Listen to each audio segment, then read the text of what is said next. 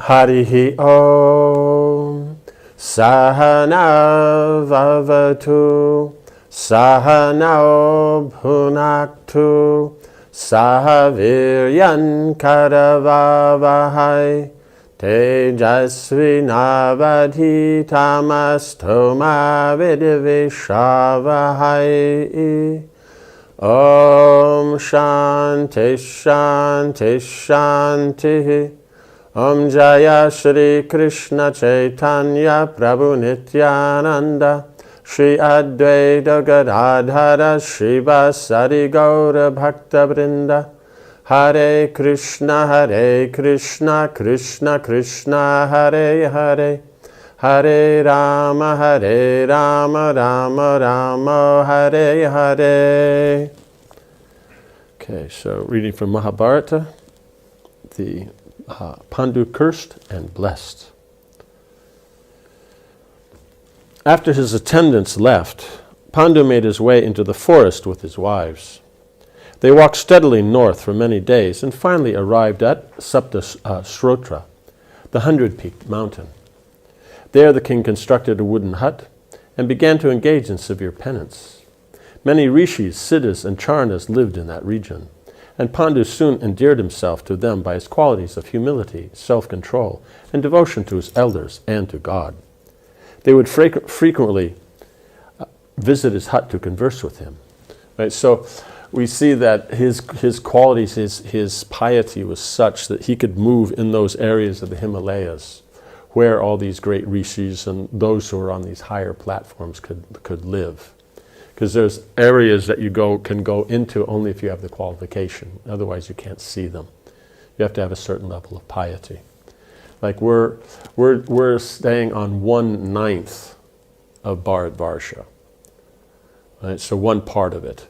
Then you go up and you have the other varshas that are there. The Kimpurusha Varsha, Ilavrita Varsha, all these other places. So qualified persons like we see like Pandu, Arjuna, and that they could go into these other regions. We read in the 6th canto about some of these other great kings and emperors, that they had the piety that they could go into these other areas. Otherwise, then you just see you go into the Himalayas, it's just snow. But they can go in and actually get beyond into these other realms and other regions and all that. You know, it's just like, let's say you have an ant walking around. You can't comprehend the whole layout on the table and, you know, what's going on in the dinner and all the family guests and, you know, what the occasion is. And all they can do is just, there's something in front of them here, and then they go to something, and if they keep walking, they can get around it here. They figure that out. But that's all that they know. So we're the same. Is that according to our piety, we know up to a certain level, and that's all.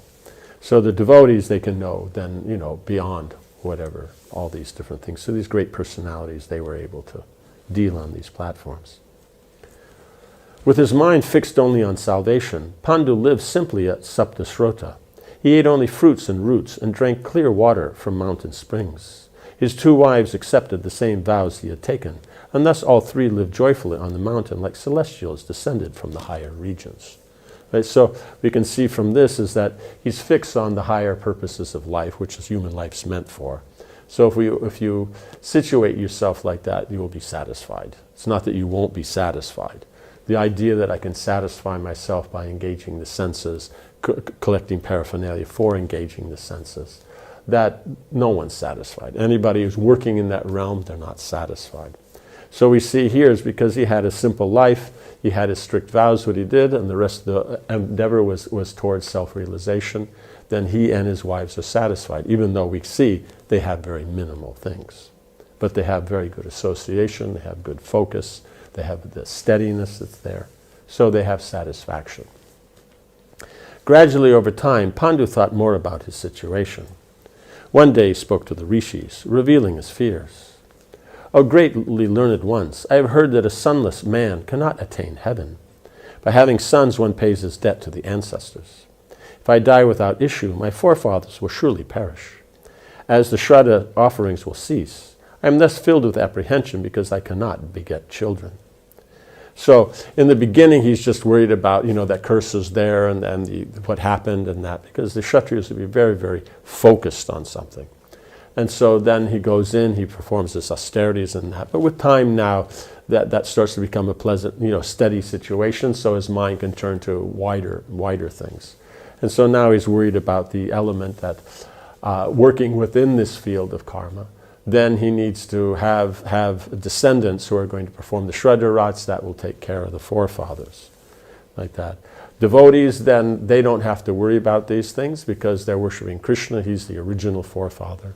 And so by pleasing Krishna, then everybody else is taken care of. But here, because Pandu is the king, he's setting the example for all the personalities. So therefore, then he performs these duties. But he does them to please Krishna.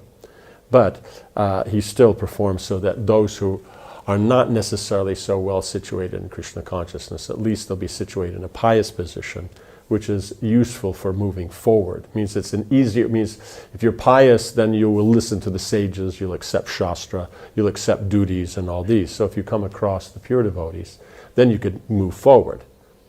But if you don't accept the piety, then the things that are there are opposed to these things, like association devotees, chanting, worshiping the Lord, hearing Srimad Bhagavatam. These are favorable. But if one is sinfully based in one's lifestyle, then one's not inclined towards any of these. So therefore, a pious person will be more inclined. That's why it's recommended. Though it won't produce bhakti, it's just a better environment in which it can come up. Right? So because of his curse, then he can't have children. So he's worried, then how will the dynasty go on? Pandu sighed in anxiety.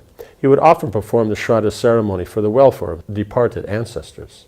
The Vedas state that such food offerings made to the gods on their behalf ensure their continued happiness in heaven. The monarch was concerned. What would happen when he died? Who would continue the offerings to his forefathers and indeed to himself? He folded his palms in supplication. Great sages, see my afflicted state and mercy, and be merciful. I beg you to beget children in my wives, just as Vyas begot myself and my brothers. Right? So in the previous 3 ages, then this aspect of niyoga could be used. If somehow or another the husband can't beget children, and that due to whatever reason he either dies or some other aspect, then the brother of the husband could beget children on his wife. They're still his wives. The offspring are still his. The example is given that you have the field and you have seed. So now you want to plant something in the field, like I want to plant some corn in the field. I can say is that I planted the corn, it's my seed, so therefore what grows is mine. But it grows because of the field. So it's who owns the field, that's who it belongs to. So even if the brother begets children on the man's wife, the children will be the husband's because the field belongs to him. The wife is connected with him, therefore the field is his. It doesn't matter where the seed is, because seed can blow through in the sky. There's so many ways it can get into the field. So that's the Vedic rule, is who owns the field, that's there. Just like, let's say, not as wonderful a situation that you have someone's married, and then somehow or another that's not working, and the woman marries someone else. And if she already has a child, now because she's connected with this new husband, the child, because she's the field, that child is then connected to that person. It's not technically connected to the previous one. Though at the same time, as you do have the consideration that he's the father. So depending upon the arrangement, it's there. So it just depends. If the relationship's strong, then it's with this. If it's not, then he has the connection back. So the Vedas, they have their stand, but it's also, they have ways to deal with how it adjusts. So Vyasadeva then begat children on, what's his name? Yeah, Pandus and their father, Vichitravirya. But they're sons of Vichitravirya. So you see they take on those qualities and everything and all that. Even though Vyasadeva is the father in the way he begets the children, but he's technically not the father. And so the same way is then he's saying in the same method, then They would be here. Because you can say as no, but it's connected with here. But the point is the father's there. That's the family. You're born into that family, so you have the consciousness of that family. It doesn't matter where it came from outside. Does that make sense? It may have some flavor, but the point is, in this case, then you're talking about Vyasadeva is a great sage, so you're talking about a higher consciousness. So then he's also approaching the great sages and saying the same thing. Smiling, one of the rishis replied, "By our ascetic powers, we have seen that you will undoubtedly have children like the gods themselves. Indeed, your progeny will fulfill the purpose of the celestials. All this we can clearly see. Therefore, you should certainly act in such a way as to somehow produce children. Consult first with your wives and then decide what should be done." Right? So now here is the point: is the sages are they can see because they can see these great sages like that they're moving with can see past, present, future. So they can see that the Pandavas are there and all these great things are done. You know how they'll establish Dharma, the battle of Kurukshetra, how Duryodhana and all these impious kings will be destroyed. So they can see all that. So then they're saying but at the same time this curse is there. Right? So the curse is there, but at the same time there's going to be children. So then they have to, the sage is saying, therefore consult with your wives and see what to do. Right? Because they're not going to say we can tell by our mystic power that you have this thing and your wives have this, and then he's going to go, why didn't you tell me? Why do they know? Why don't you, Because also when you're dealing with Kshatriyas, you have to, that element of passion, you have to be very, very careful about that. So that's where he says, consult with your wives. Then if Kunti then says, I have this mantra, then it's a matter of that. Yeah? So Pandu reflected on the rishi's words. It seemed that the sages were amenable to his suggestion. He went to Kunti and spoke with her in private. "O lady of sweet smiles, I desire offspring, but due to my vicious behavior, I have lost my power of procreation. In such instances, the scriptures sanction that some other worthy man may beget children on my behalf. Please, therefore, accept another man and conceive a child for me." Pandu pointed out that even he and his brothers had been conceived in this way. Kunti should thus accept a qualified Brahmin who is superior to him in order to have a child. Right? They're not going to accept someone inferior, but in this case, then someone superior. Or it can be also equal, because they were saying the brother, so technically then the brother's there. In this case, then Vyasadeva was the brother, but at the same time as being a brother, but he was a Brahmin. Like that, while the others were Kshatriyas. The noble Kunti did not like Pandu's suggestion. She looked down and spoke softly in reply. "O virtuous one, please do not request this of me. I am your lawful wife, ever devoted to you. I shall certainly not accept another's embrace, even in my imagination. O king, embrace me to beget offspring. I shall ascend to heaven with you. Who is superior to you?" Right. So the whole point is that if he wants offspring, then he can approach Kunti. From that he may die, but then they'll both go to heaven. Like this. Kunti recited to her husband an ancient story she had heard. There was once a powerful king who had died without issue. His lamenting wife had embraced his dead body, and by the arrangement of the gods, she conceived children. 3 qualified sons were born of her union with her dead husband. Kunti asked Pandu to emulate that king. Right, so you're talking about people who have these great mystic powers and stuff like that. So there are some other details there. Pandu shook his head. "I do not possess such power. Our only recourse is the rishis. One of those great sages should conceive with you. I see no other way." The king assured her that no sin was attached to such an act. It was his responsibility, as he was commanding her as her husband, and she should not hesitate to comply with his request.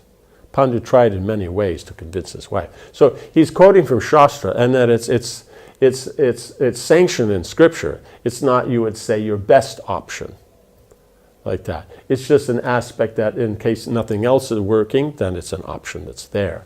But it's not that, yes, this is just as good an option as anything else. So when he's saying that there's no sin because it's recommended by Shastra. There's no sin because he is the husband, he's saying, but it's based on Shastra. It's not that anything the husband says, then there's no sin. It's that it has to be based on Guru, Sadhu, and Shastra. So therefore, if there is any problem, it will be his responsibility. So he's saying from both of these aspects, then it should be fine. At last, Kunti, seeing her husband's determination, said to him, I shall tell you of a boon I received while in my maidenhood, which may yet prove to be our deliverance. When I was a girl in my father's house, he would engage me in serving guests, right? Because by taking care of the guests, then they accrue so much piety, right? Because taking care of guests, Atiti Seva, is of great piety, and especially in those days with the kings, you'd have all the great sages and other things coming like that. So specifically, she would take care of them. You know, the Kshatriyas, they have servants and all that, but the sages then. So then, by her coming and, taking, doing menial service and all that, they get great piety. And by that piety, then it'll make their life go well, their family life go well and everything. One day, the powerful mystic Durvasa arrived. By my service and constant attention to all his needs, I greatly pleased that rishi. As he was leaving, he called me aside and said, Gentle maiden, I shall confer upon you a boon. Listen as I recite a mantra. This mantra, uttered by you, will summon any of the celestials you desire. Whether agreeable or not, they will be obliged to do your bidding. So even if they weren't interested, let's say they had a cricket match to go to or something like that, if she chants the mantra, they come, they have to attend. Like that. Kunti already had experience of the mantra's power. As soon as she had uttered it once and thought of Surya, that blazing deity had appeared before her. She had then conceived a son. Kunti therefore knew that she could summon other gods to produce further children. She had not wanted to reveal the secret, being reluctant to unite even with the gods in place of her own husband. Right? So the chastity, she's satisfied with her own husband, and so she's not interested in anyone else. And you see, because of that element of a relationship, because it's that aspect that's the important. It's not the quality of the ingredient that makes it better. It's the quality of relationship. We even see with I think it was, I don't remember her name, but I think she was married to Chavana Rishi. And Chavana, so then she was married to Chavana Rishi. And then, so all these great or at the marriage ceremony or something, I can't remember exactly. I think it was Chavana. So the girl is there, and all the demigods, because they know, they all take on that form. Oh, I think, because she married him, and he wasn't very attractive. Because he was he was elderly. He was, meditate under the water, so his skin's all wrinkly and all these kind of things. So he wasn't attractive at all. But he ended up marrying the girl. Then he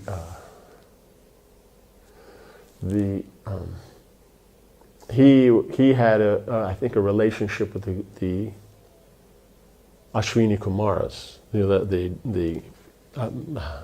you could say the doctors of the demigods, and that he had made an arrangement that they could get a share in the sacrifices. Otherwise, they were left out. Only the main demigods they wouldn't get. So he arranged that they got.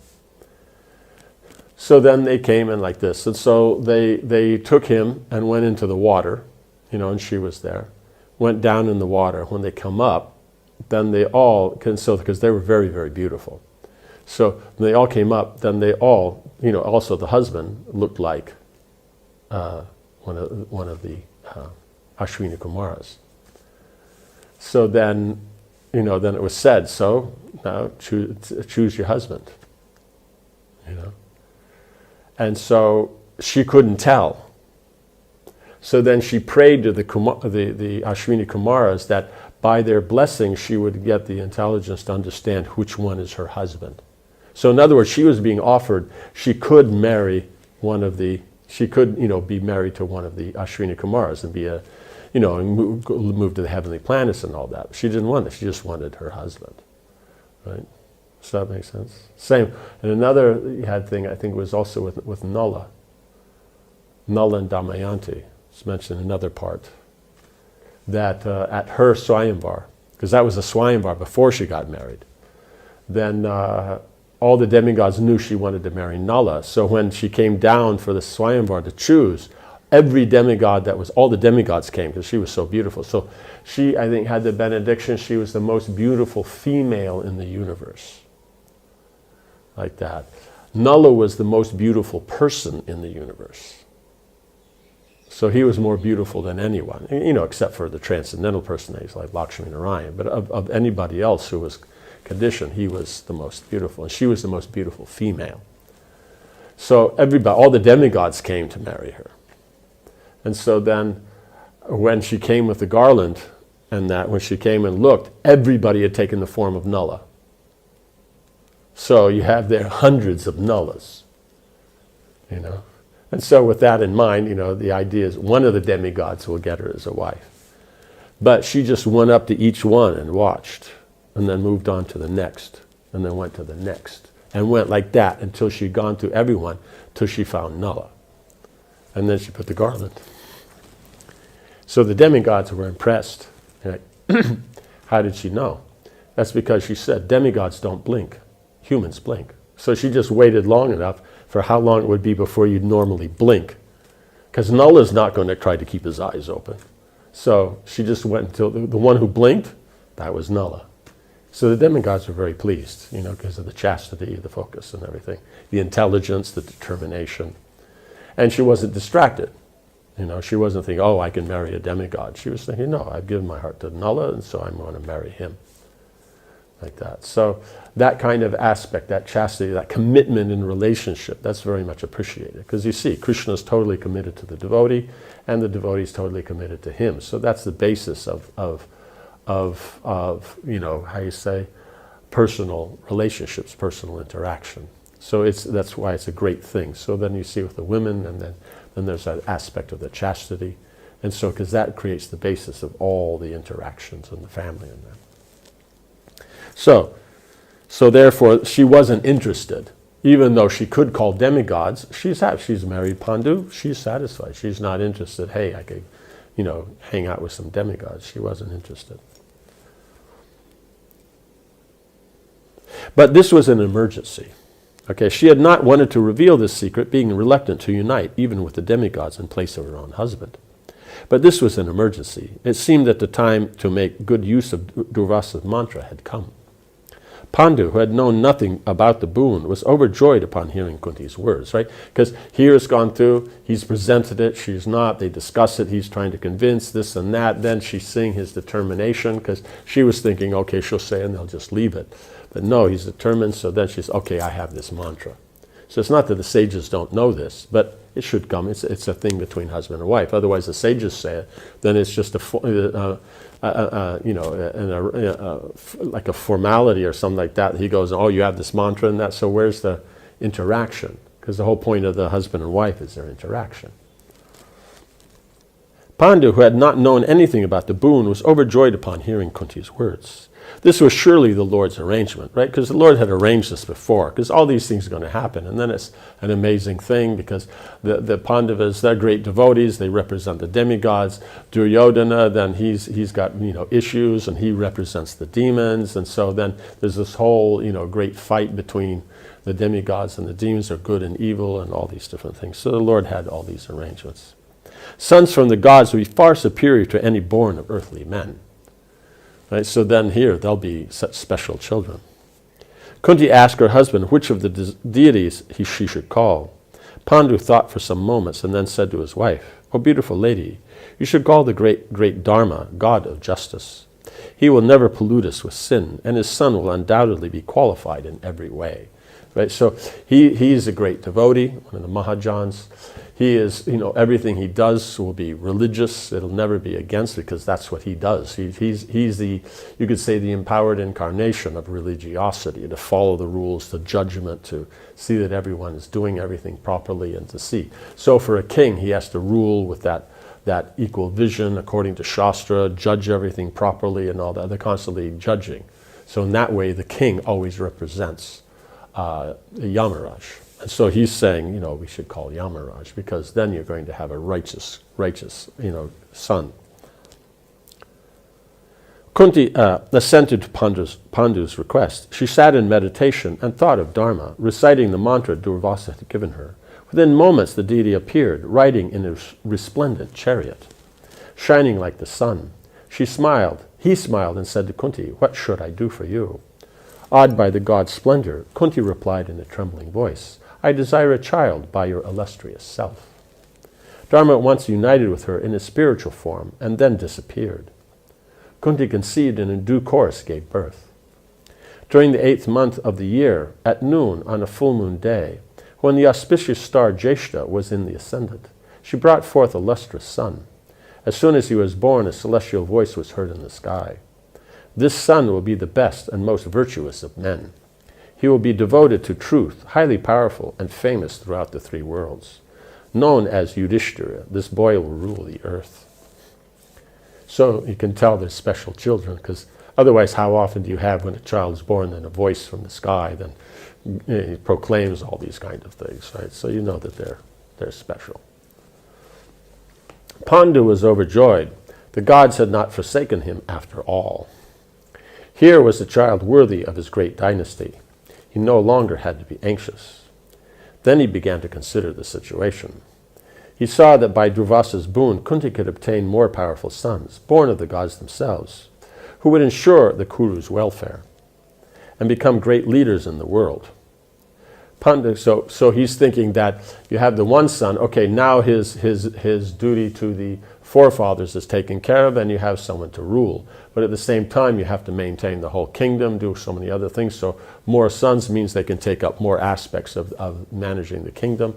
So then it'll be more strong, more powerful. Pandu approached Kunti again a year after Yudhishthira's birth and said, "The wise have declared that a ruler should possess strength as well as righteousness," right? Because the first one is righteousness. "Therefore, please invoke the wind god, Vayu, the strongest of the demigods. By him we shall get a son who will be the most powerful man on earth." Right? So, because the king represents all these different demigods, the main demigods. And so then by this, then he's thinking of all the qualities of the king. So then you see he's starting through this list of the 8 demigods. Kunti folded her palms and bowed in assent.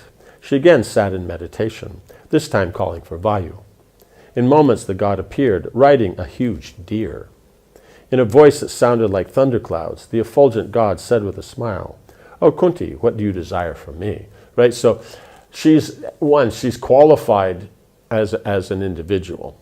You know, her character, her qualities, everything like that. That she could get Durvasa's blessing, that she could have the mantra, that she could use the mantra.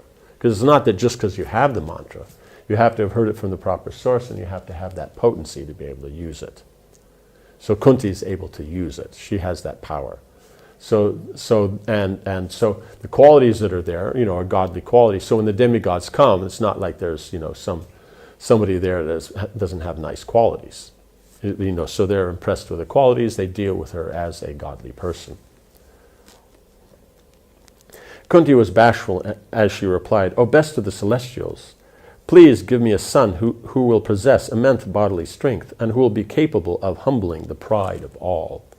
Right? Because if you have that, you have a righteous, the righteous king. You have one who can humble everyone else's pride, that they'll then follow the righteous king. Because he being the younger brother, naturally then Yudhishthira would be the king.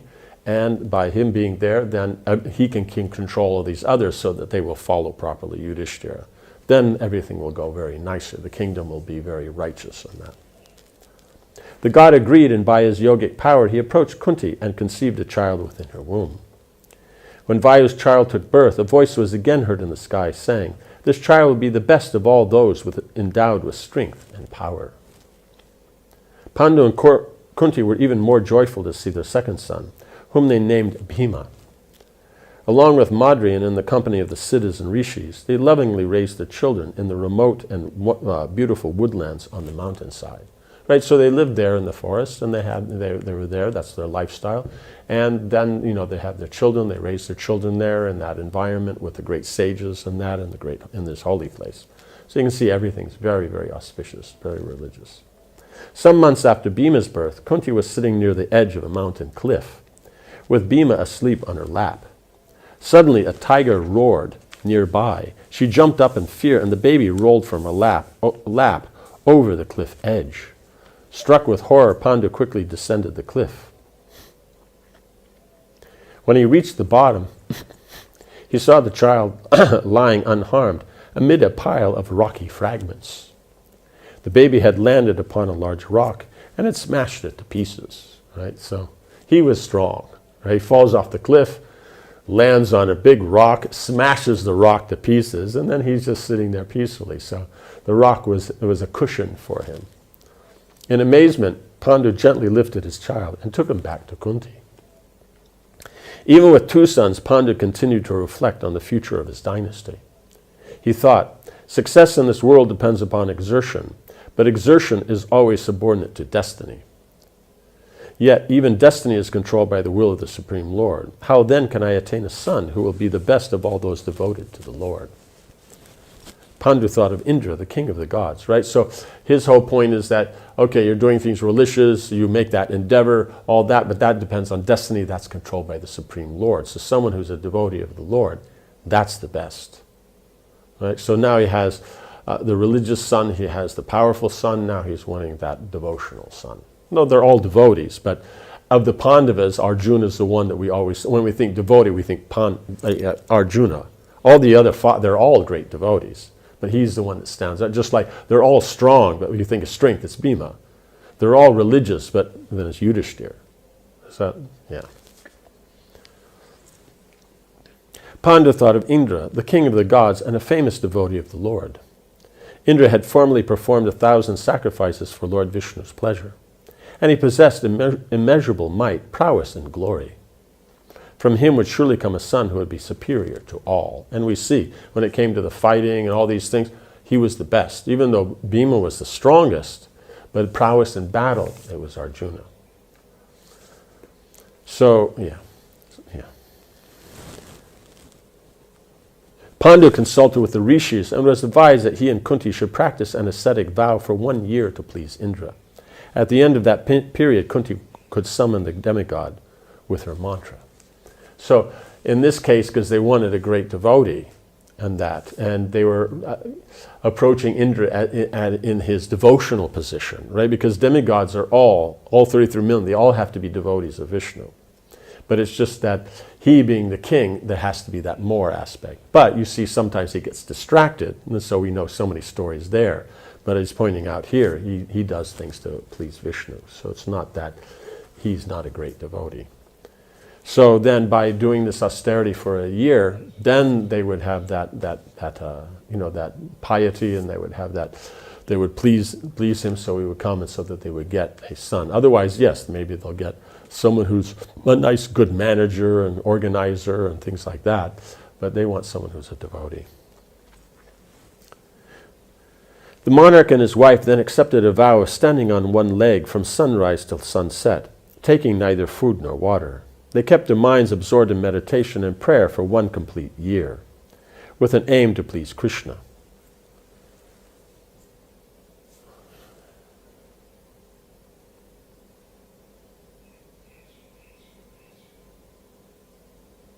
Yes, because in Dwapara Yuga, then you could live just off of air. In Satya Yuga, in doing meditation and austerities, as long as you keep the life airs moving within the bones, you would stay alive. Like we see Hiranyakashipu, he was doing his austerities, and the white ants came and ate his body, so all that's left is the bones. But he is, through his meditation, the life airs are moving within the bones. And so then Brahma comes and then sprinkles water, and then he gets his body back, but he's still alive there. In the Treta Yuga, when you do austerities like that, you have to keep the skin on the bones, like that. So you have to be careful that you don't get eaten by ants or something. In the Dwapara, but in both of these you don't have to breathe, right? But in Dwapara Yuga, then you do the austerities, so you have to keep the life air in the bones, which you're doing anyway. You have to keep the skin on the body, but you have to have some breath. So you just need some air, now and again. Okay, and in Kali Yuga, you need a handful of rice. And, at the end of the year, Indra spoke to Pandu in his meditation. I have become pleased with you, O king. I shall give you a son who will protect religion and chastise the wicked. He will delight his friends and relatives and slay his foes. Indeed, this boy will be the best of men. Right? So you see is that it's working out the way they wanted. So it's that's why you see is on top of it, these personalities, all great devotees.